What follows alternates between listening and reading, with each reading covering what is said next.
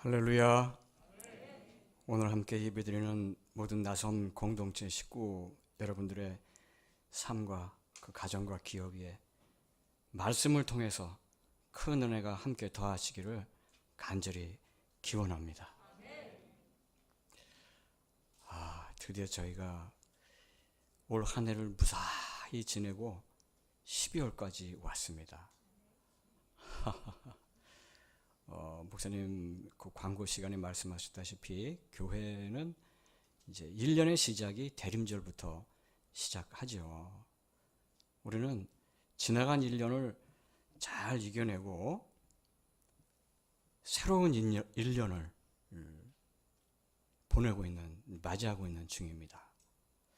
생각하면 생각할수록 너무나 감사한 것밖에 없습니다. 오늘 말씀은 언젠가 제가 한번 설교 시간을 통하여서 말씀드린 적이 있는데 제 신앙의 출발점이 된 바로 그 말씀입니다. 이 말씀은 세족식의 서론격이 되는 그런 부분이죠. 스승으로서 제자들을 끝까지 마지막까지 사랑을 하셨는데 그 사랑이라는 것이, 그 스승님의 사랑이라는 것이 어떻게 나타난 거냐. 너희는 서로 섬겨라 라는 것을 말로만 하신 게 아니라 직접 보여주신 거죠. 오늘 우리는 세족식 하면은 얼른 이해가 가요. 그거 발 씻기는 거, 어떤 그 세리머니, 의식, 그 감동스러운 의식, 이걸 머리에 딱 떠올리잖아요. 당시에는 이거는 상상도 못하는 장면입니다. 생각도 못하는 장면이에요. 왜 그런가는 뭐 여러분 잘 아시죠? 또 좀 이따가 함께 말씀을 이어가면서 나눠보려고 합니다. 이것은 세례 요한과는 정말 대조적인 부분이에요. 예수님께서 말로만 하신 게 아니라 행동으로 보여주신 거. 세례 요한은 말로 가르쳤죠. 이게 뭐가 더 좋다 나쁘다 이런 차원의 것이 아니고 가르치는 방식을 얘기하는 겁니다. 세례 요한은 정의로운 분이죠.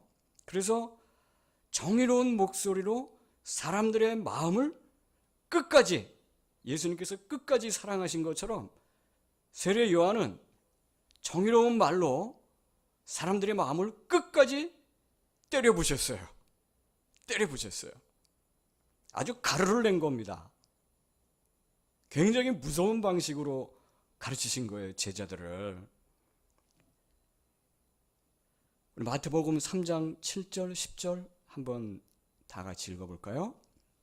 시작.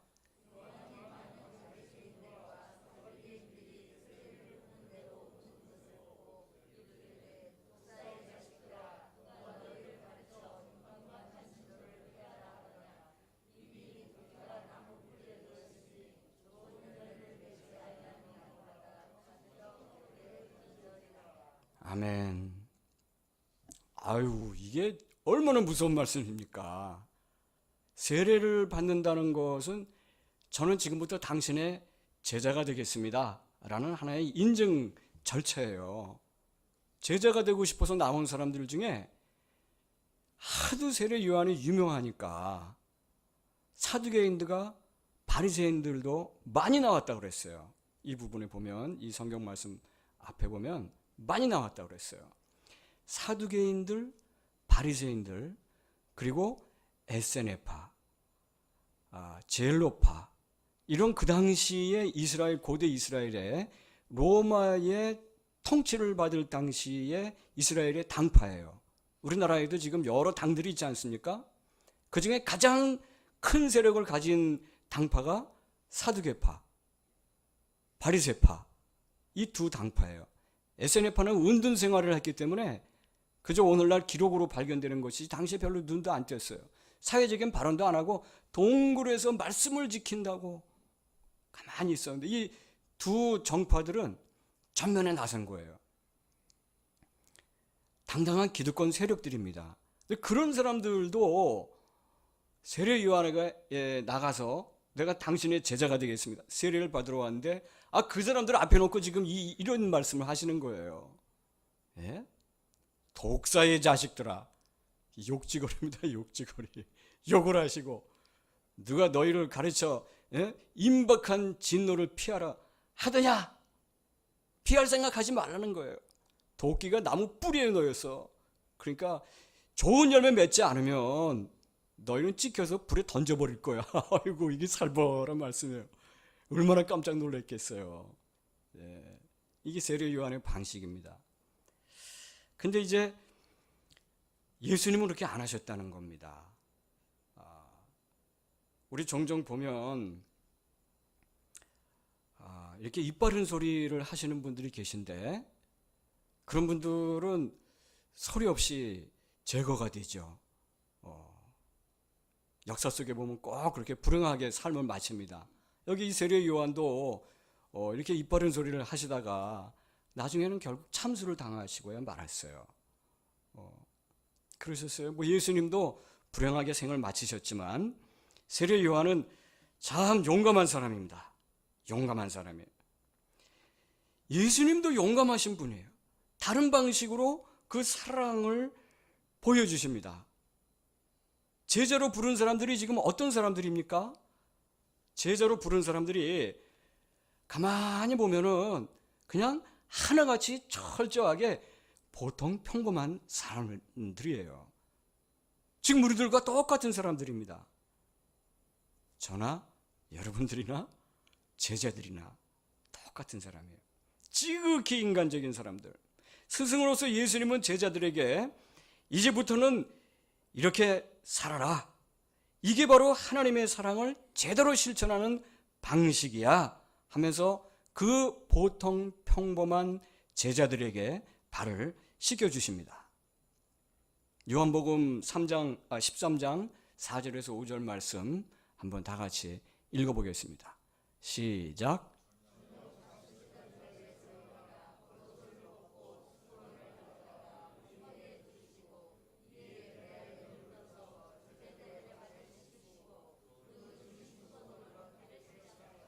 아멘. 네. 자, 서두에 조금 말씀드렸지만 요즘은 세족식 하면은 뭔가 감상적이고 참 마음이 훈훈해지고 감수성이 예민하신 분들은 눈물도 흘리고 이럽니다. 청소년들은 캠핑할 때마다 꼭 빠지지 않는 의식이에요. 당시는 그렇지가 않았어요. 당시에는 누가 누군가의 발을 씻긴다라는 것은 노예가 주인님이 오시는 시간에 맞춰서 기다리고 있다가 오셨습니까 주인님? 그 문 앞에서 무릎을 꿇고 신발을 벗겨드리고 그리고 그 먼지와 흙이 묻은 그 샌들을 신고 다녔잖아요. 그 지역에. 그 신발을 벗겨드리고 냄새도 나고 그런 신발을 무릎을 꿇고 준비한 대야에 발을 옮겨드리고 싹 닦아드리는 거예요. 노예가 주인에게 하는 겁니다. 스승이 제자에게 그런 행동을 하는 것은 이것은 없던 일입니다. 없던 일이에요. 예수님이 제자들을 끝까지 사랑한 것은 제자들이 예수님께 뭔가 이로운 것을 주었기 때문에가 아니에요. 이 친구들 굉장히 쓸모있는 친구들이야. 잘 키우면 제목이 되겠어. 잘 한번 키워봐야지. 이래서 이렇게 하신 게 아니라는 거예요. 그래서 부른 게 아니었어요. 처음부터. 그래서 부른 게 아니었어요. 예수님께서 제자들이랍시고 나름대로 뽑아놓긴 하셨지만 면면을 가만히 뜯어보면 고개가 좀 갸우뚱거려요. 이상한데? 베드로 한번 보십시다. 예수님께서 특별히 베드로에겐 별명까지 주셨잖아요. 야, 너 별명은 앞으로 반석이라고 해라. 뭔가 있어 보이는 사람이에요. 예수님의 12제자 중에 리더격이라고 하는 분들도 계십니다. 성격이 급해요. 말보다는 행동에 앞서요. 그래서 예수님 잡으러 온 그 종을 칼을 싹 빼들어서 콱 귀를 잘라버리잖아요. 예수님께 야단도 맞았어요. 근데 또 막판에 궁지에 몰리게 되니까 3번이나 부인합니다. 한때는 예수님께 너희는 나를 누구라 하느냐, 멋진 대답을 거기다가 했잖아요. 주는 그리스도시요 살아계신 하나님의 아들입니다. 정답 100점짜리 대답을 한 그 사람이 그게 말뿐이었다는 거예요. 지식뿐이었다는 거예요. 막상 형실이 딱 닥치니까 아이고 그런 게 어딨어, 몰라요 3번씩이나 부인했어요. 야, 이게 제자가 된다고 따라 나선 사람이 할 행동이 아니죠. 어딜 봐도 제자 같지가 않았어요. 여러분들이 그렇게 되면 어떻게 하실 것 같습니까? 오늘 말씀을 읽으면서 제가 제 자신을 생각했어요. 아휴, 아마 젊었을 때는 나는 안 그래, 저도 그랬을 거예요. 신학교 다닐 때. 지금은 도저히 그렇게 할 것 같지가 않아요. 나도 그렇게 할 것 같아. 나도. 일단 살고 봐야죠. 피하고 봐야지. 세베대의 아들 야고보, 이분은 웬만하면 평소에는 입을 꾹 다물고 참고 잘 지내다가 참다 버럭 화를 내는 그런 습관이 있어요. 웽 하고 소리를 지른대요. 별명이 너는 천둥의 아들이다, 이런 별명을 갖고 있어요. 오직하면 그런 별명을 다 지어줬겠습니까? 또 열심당원도 있어요. 셀로 시몬. 열심당원은 셀로 땅의 당원인데 지금으로 말하면 진짜 급진 좌파 빨갱입니다. 사람 너무 과격해서 사람들에게도 별로 지지를 받지 못하는 그런 종류의 사람이에요. 로마 제국에서 독립을 목표로 하는 그런 과격한 유대교 정치 집단이에요. 같은 제자 마태를 직업이 세리였다고 되게 싫어했어요. 아유, 저 세리 말이지, 로마 제국에 빌붙어갖고 우리 민족을 등쳐먹는 사기꾼, 나쁜 놈. 제자가 됐으면 이제 그런 거 다 벗어버리고 화기애애하게 지낼 수도 있을 텐데 안 그랬어요. 자주 싸웠어요, 마태하고. 굉장히 지극히 평범한, 보통 평범한 인간들의 모습이 다 그들에게는 있어요. 유다는 어떻습니까? 사실은 꼼꼼하고 성실하고 매우 현실적인 사람이에요. 그래서 재정까지 맡겼잖아요. 재정은 아무에게나 함부로 맡기지 못하죠. 재정은 꼼꼼하고 현실적인 사람, 또 성실한 사람, 그런 사람에게 맡기기 마련이에요. 이 사람이 얼마나 사람들에게 신뢰를 받았든지 예수님께서 심지어 이 마지막 만찬 때, 최후의 만찬에서 예수님께서 이 중에 배신자가 있어 라고 말씀하실 때도 사람들은, 다른 제자들은 설마 유다라고 그 짐작도 못했어요. 근데 이미 그의 마음속에는 배신의 씨가 무럭무럭 자라고 있었어요. 그러다가 이분이 평소에는 효율을 중시하고 계산이 빠르고 그런 습관이 늘 있었어요. 그 습관대로 내린 판단으로 이건 아니다, 이거. 내가 스승이라고 모시고 있는 예수라는 저분이 말이지, 이 유대를 회복시키고 다윗의 그 명예를 갖고 우리를 구원해 주셔서 이스라엘 민족의 자존심을 한껏 살려줄 만한 분이라고 믿고 따랐는데 그게 아니야. 저분이 하는 행동은 그게 아니야. 그래서 자기가 판단을 내린 거예요. 은전 30냥에 자기의 스승을 팔아버렸잖아요. 나중에 그 직후에 예수님께서 붙잡혀 가신 직후에 이게 실수다, 그게 아니었구나. 그분도 생각이 있었죠. 이게 너무나 인간적이기 때문에 생기는 일이에요. 휘몰아치는 후회와 그리고 수치심과 나락으로 떨어진 그 자존감을 회복할 길이 없어서 자살을 했어요. 저는 그 심정 이해합니다. 사람이 정말 밑바닥으로 떨어지고 거기서 헤어나오지 못하면 생을 마감할 수도 있겠다. 그럴 수도 있어요. 지금도 영어에서는 주다스라고 하면 그 배신자라는 뜻이에요. 이런 거 가만히 생각해 보면 좀 안타까워요. 아주 보통 평범한 인간들의 군상, 나 자신에게도 있는 그런 군상, 좀 안타까운 생각도 좀 들긴 해요. 제자 중에 인간적으로 좀 괜찮다 하는 그런 인물이 있는데 빌립입니다. 이분은 평소 사람들 사이에 잘 눈에 띄지 않았지만 성격이 온후하고 부침성이 좋은 인물이에요. 근데 성경을 보면 예수님 말씀을 얼른 이해하지 못하고 동문서답하는 그런 장면도 있어요. 그런 장면도 있어요.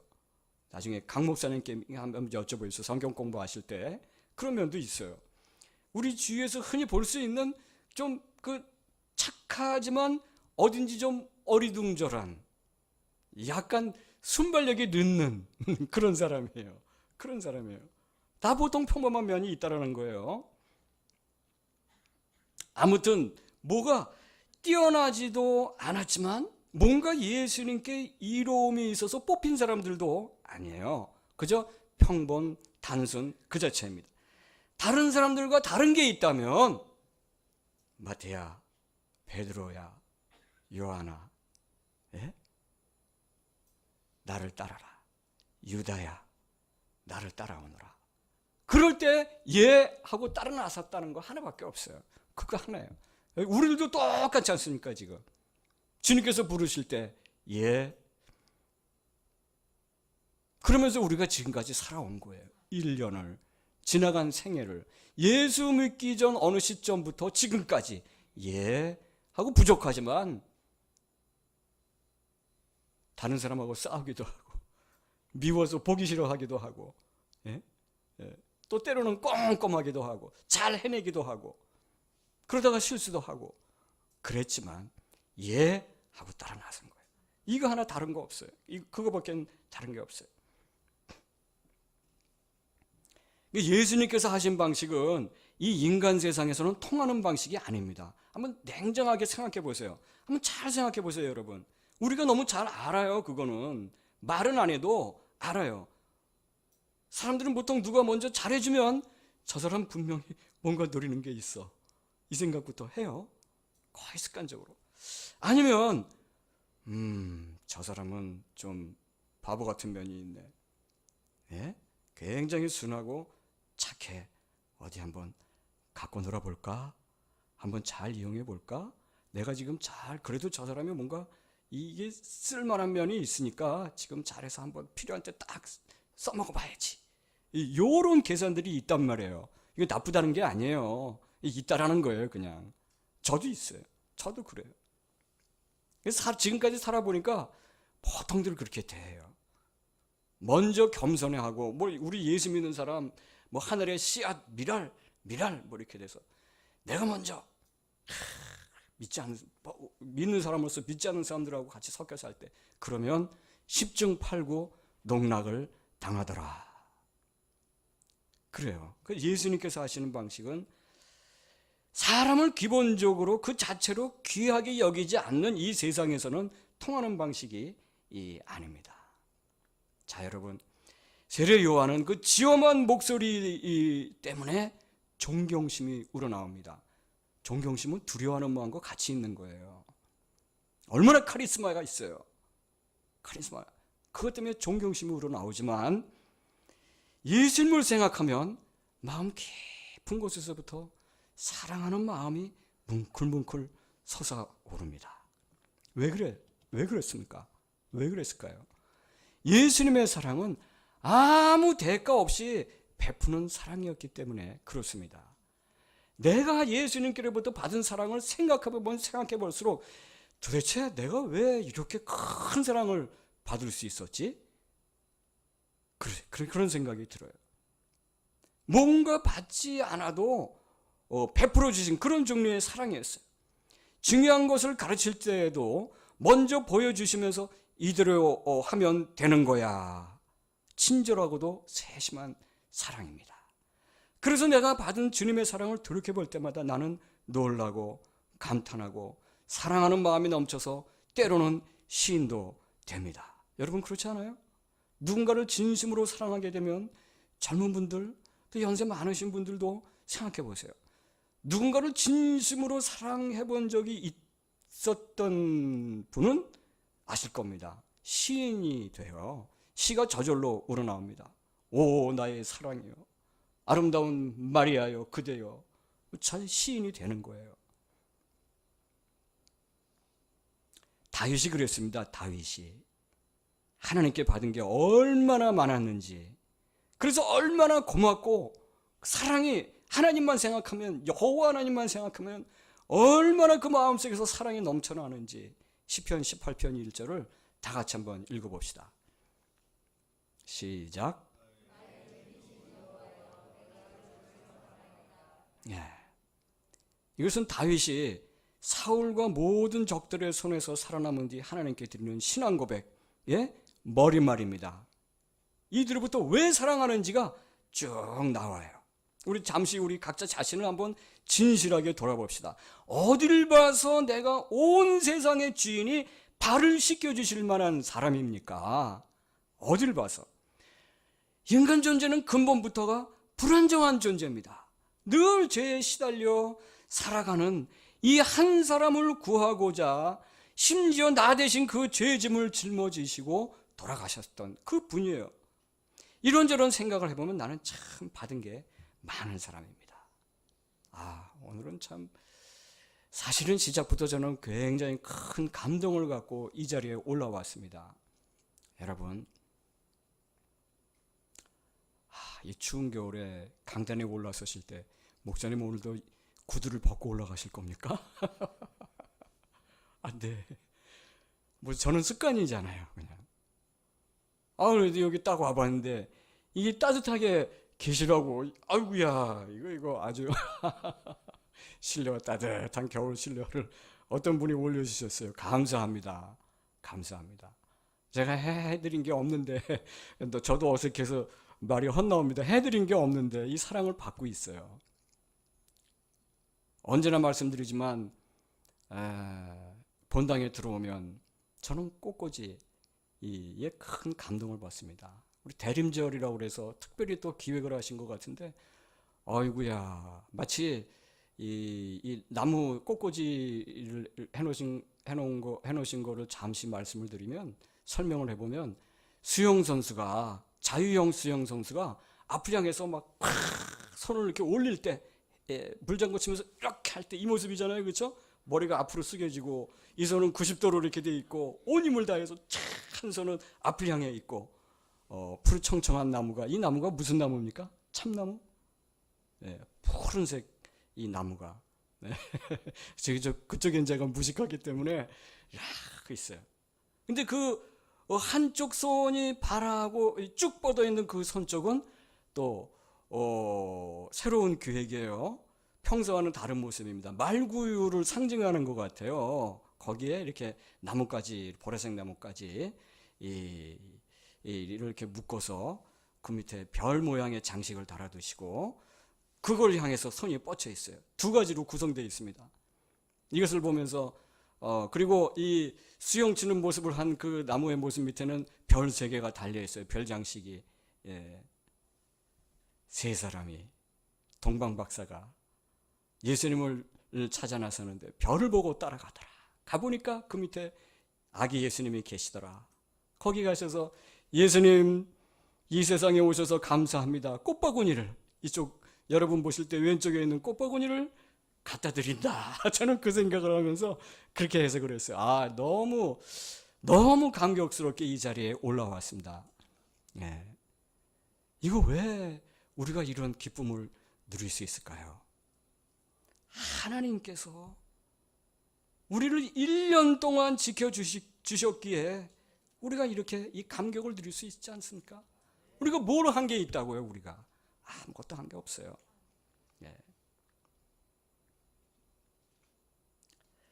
시편 18편 2절을 우리 다 같이 한번 읽어봅시다. 시작.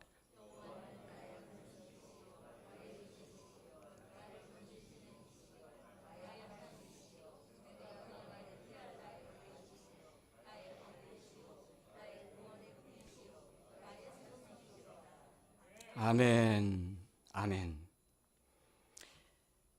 지금도 하나님께서는 그 택하신 자들을 이렇게 해주십니다. 여호와께서 다윗을 그 모든 원수들의 손에서와 사울의 손에서 건져주신 날에 다윗이 이 노래의 말로 여호와께 아뢰어 이르되, 주석성경에 보면 표제어에 그렇게 적혀 있어요. 지금 하나님께서는 다윗을 든든하게 받쳐주시고 안전하게 지켜주시고 고난의 늪에 빠져 허우적거릴 때마다 건져주시고 혼돈과 방황으로 어지러울 때 바라보고 중심을 잡을 수 있는 대상이시고 도망다닐 때 감쪽같이 숨어 지낼 수 있게 하시고 그리고 마침내 남들이 감히 따라올 수 없도록 높은 곳에서 피할 수 있게 해주셨습니다. 다윗은 그렇게 자신의 지나온 생애를 생각하면서 하나님, 이 너무나 현실적인 시예요. 자기가 이렇게 살아왔으니까 하나님 그래서 감사합니다. 예. 하나님의 사랑은, 예수님의 사랑은 받은 게 없이도 그저 무한히 베푸는, 끝까지 베푸는, 모든 것을 완전하게 베푸는 그런 사랑인데, 사람의 사랑은 받은 게 많으면 이거 당연히 해야 할 일이에요. 그걸 헤아릴 줄 알아야 됩니다. 다윗의 고백이 그거예요. 다윗은 한평생 사울의 손에서 쫓겨 도망다니다가 마침내 모든 고난을 극복하고 왕이 됐지 않습니까? 그거 자기가 잘나서 된 게 아니고 하나님께서 그렇게 해주셨습니다. 감사합니다. 그 고백입니다. 2020년도가 다 지나고 이제 딱 한 달이 지났습니다. 올 한 해 동안 얼마나 많은 일이 있었습니까? 올해는 유난히 어둡고 참 칙칙한 상태로 대림절을 보내는 것 같은 그런 면도 있습니다. 이 나라의 시국에 관해서는 제가 종종 말씀을 드렸기 때문에 오늘은 말 안 하려고 합니다.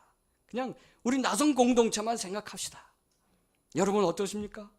작년 이맘때부터 좀 구체적으로 저는 나성 공동체에 관심을 가져보기 시작했던 것 같은데 1년이 훌쩍 지나가고 저는 지금 좀 놀라면서 이 한 해를 보냈습니다. 아주 현실적인 겁니다. 솔직하게 말씀을 드려보겠습니다. 우리의 리더 되시는 유해근 목사님과 사모님께서 함께 이뤄놓으신, 그리고 나성 공동체 여러분들이 함께 힘을 합쳐서 이뤄놓으신 이 모든 것들이 참 놀랍습니다. 저의 고백이에요. 정말 이건 바깥 사람들은 모르는 거예요. 가까이 있는 장신대 교수님들도 몰라요. 여기 와서 같이 함께 해보지 않고는 절대 알 수 없는 그런 겁니다. 말 그대로 남들이 가지 않는 길을 걸어왔습니다. 사력을 다해서 온갖 풍파를 다 겪어가면서 여기까지 왔어요. 우리는 지금 그 열매를, 여러분들은 그 열매의 과정을 보셨지만 저는 그 열매만 보고 있는 거예요. 열매만. 좀 놀랍습니다. 지금 우리는 한국 교회의 새로운 길에 서 있는 겁니다, 여러분. 그건 저의 평가가 아니고 객관적으로 이제 막 교계에서 관심을 갖는 중이에요. 학자들이 객관적인 거예요. 우리는 그냥 정신없이 달려왔을 뿐이에요. 아이고 행사가 그렇게 많은지 종종 제가 놀래서 아이고 이걸 어떻게 한 달에 이 모든 걸 다 해서요? 아이고 목사님 말도 마세요. 전에는 더 했어요. 정신없이 달려온 거예요. 정신없이. 그리고 이제 근사한 외관과 규모를 지닌 나성 공동체가 이제 덩치가 커졌으니까 이제는 그런 종류의 일은 겪지 않을 것 같은데 라고 생각할 만한 그런 일들을 보면은 여전히 당하고 있어요. 지금도. 이제는 컸으니까 누가 그렇게 좀 건드리지 않을 것 같은데 당하고 있어요. 지금도 마찬가지예요. 그러면서 또 한 해가 지나가고 있습니다. 그게 놀라는 거예요. 야, 어쩌면 이럴 수가 있나.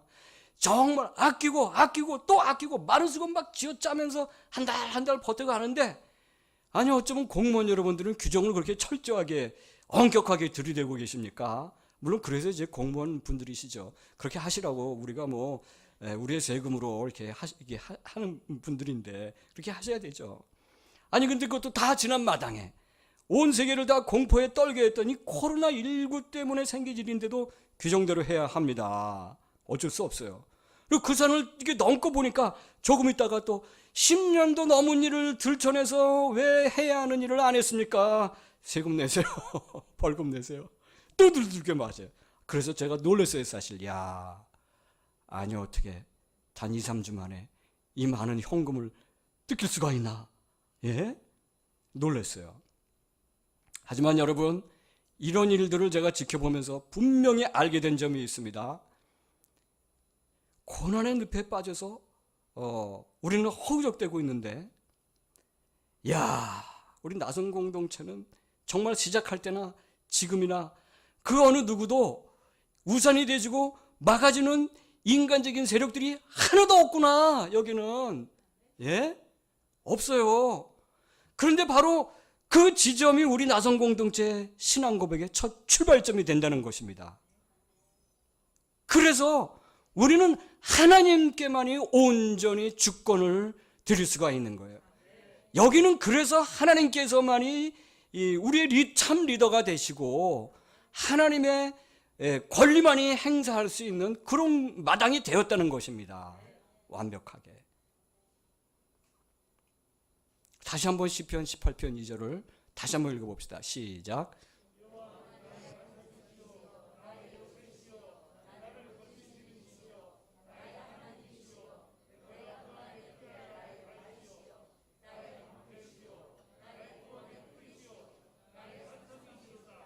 아멘. 하나님께서는 나성 공동체를 든든하게 받쳐주시고 안전하게 지켜주시고 고난의 늪에 빠져 허우적거릴 때마다 건져주시고 혼돈과 방황으로 어지러울 때 바라보고 중심을 잡을 수 있는 대상이시고 우리가 피할 수 없어 도망다니면서 절망을 할 때 그 날개 아래 감싸 안아 남들 알 수 없는 비밀스러운 방식으로 한없는 은혜를 알게 하시고 세월이 흘러 날이 갈수록 남들이 감히 따라올 수 없도록 더 높은 곳에 더욱더 높은 곳에 나섬 공동체를 올려주셨음을 믿습니다. 앞으로도 그렇게 하실 것입니다. 실제로 그렇게 됐잖아요. 그렇죠? 우리가 저 밑에서 이렇게 높은 곳에 올라왔잖아요. 건물의 덩치도 커졌잖아요. 규모도 커졌습니다. 우리의 몸으로 겪은 겁니다. 아멘입니다. 우리가 이렇게 받은 것이 많은데 어떻게 하나님 사랑합니다 안 할 수가 있습니까? 사랑하는 나섬 식구 여러분, 진심으로 사랑합니다. 저에게 주신 슬리퍼 때문에 사랑합니다. 아름다운 장식을 해주셔서 감사합니다. 사랑합니다. 이 나섬 공동체를 날마다 매주일마다 하루 24시간이 부족하다 하고 와 정말 여러분 그렇게 합니다. 그거 제가 공치사 같아서 말씀 안 드리지만 말이죠. 일 말씀 전이 8시, 9시, 10시까지 눈이 시뻘개지면서 말이죠. 나타나지 않는 부분이에요. 사랑합니다. 여러분. 존경합니다. 그리고 이 모든 것을 가능하게 하신 하나님 우리 주 예수 그리스도님 진심으로 사랑합니다. 우리 어떻게 해야 됩니까? 이제 앞으로 예수님께서 친절하게 일러주신 그 방법 그대로 살아가면 됩니다. 섬기면서 살아가십시다. 당신이 나보다 더 나은 분입니다. 우리가 뭐 발까지는 닦아드리지 못해도 당신이 좀 편안하게 지낼 수 있도록 내가 뭔가 좀 해주고 싶습니다. 우리 남은 시간들은 그렇게 보냈으면 합니다. 서로가 서로를 향해서 사랑합니다 하는 마음이 차오르기를 바랍니다. 세상은 여전히 시끄럽고 더럽고 치사하게 굴러가도 우리 나성 공동체끼리는 좀 따스하게 지내봤으면 합니다.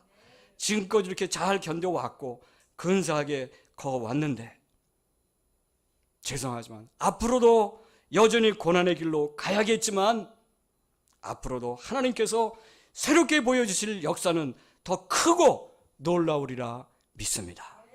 우리에게 주신 이 사명을 넉넉하게 감당을 하시는 나섬 공동체 성도 여러분 되시기를 주님의 이름으로 축원합니다. 기도하겠습니다.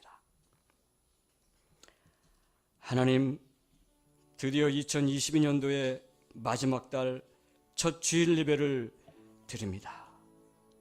여기까지 오게 하심을 진심으로 감사드립니다. 하나님 사랑합니다. 해주신 게 너무 많아서 참 고맙습니다. 나성 공동체는 여전히 세상에서 소외받고 차별받고 힘들어하는 나그네들을 품어 안는 일을 여전히 하고자 하니 역시 여전히 고난의 가시밭길로 가게 될 것입니다. 그러나 그래서 지금 우리는 주님의 놀라운 역사를 경험하며 찬양을 드립니다. 택하신 자녀들 끝까지 책임지시면서 그 자손까지 복을 주시니 더더욱 감사드립니다. 이제 우리는 예수님 그 가르치신 그대로 서로를 섬기며 살아가고자 합니다.